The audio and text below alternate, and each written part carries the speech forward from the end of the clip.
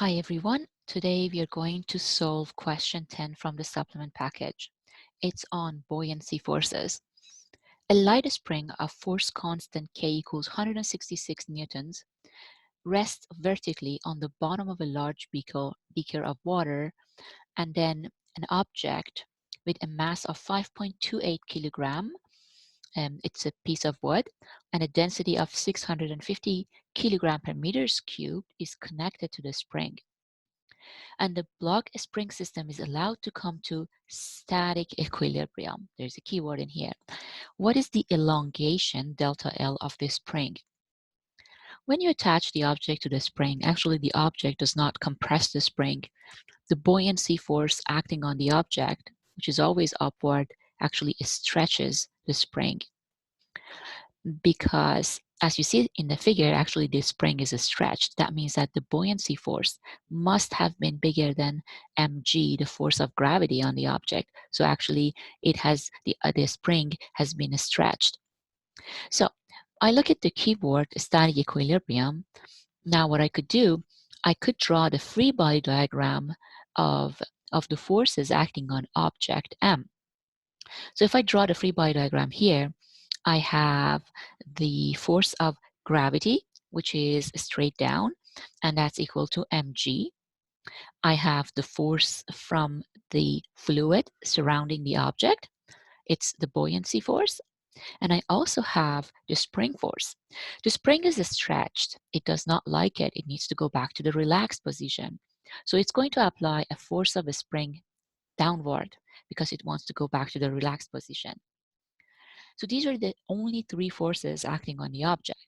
Static equilibrium means that the net force acting on the object in the y direction should be 0. Now, if I sub in for my net forces, which are the buoyancy force upward minus the spring force downward minus mg downward, the net force should be equal to 0. The buoyancy force, it is equal to the density of the fluid, which in this case it's of water, the density of the water plus times the volume of the fluid displaced times g. We know that the volume of the fluid displaced is the same as the volume of the object because all of the object is inside the fluid.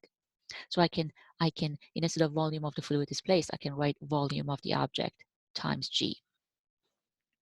Now, if I sub that in my equation, I am going to have the density of the water times the volume of the object times g. I am going to take Fs to the other side. I will tell you in a second why I do that. Then minus mg equals Fs. This spring force is equal to K times x. And x is the displacement of the spring from the unstretched length. Here, that displacement is shown by delta L. So therefore, instead of Fs, I'm going to write K delta L. Yeah, remember I took care of the sign by writing minus Fs. So you really don't need to put minus KL in here. Yeah. So now I have the density of the water, the volume of the object times g minus m times g. Now I could isolate the equation for delta L, and that's what I'm looking for.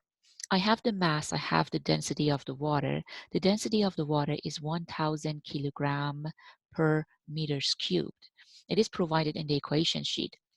The only thing that I don't have is the volume of the object.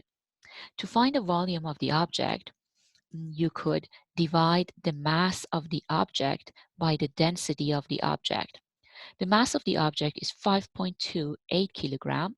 The density of the object is 650. If you divide these two numbers, you're going to get 0.0081 meters cubed. Now, I have everything in this equation except for delta L.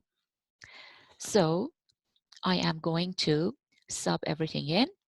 1,000 for the density of the water, 0.0081 for the volume of the object, times 9.8 minus the mass of the object, 5.28, times g, positive 9.8, equals k, which is 166 times delta L. Isolate the equation for delta L, and you're going to get 0.166 meters, and that's the elongation of the spring.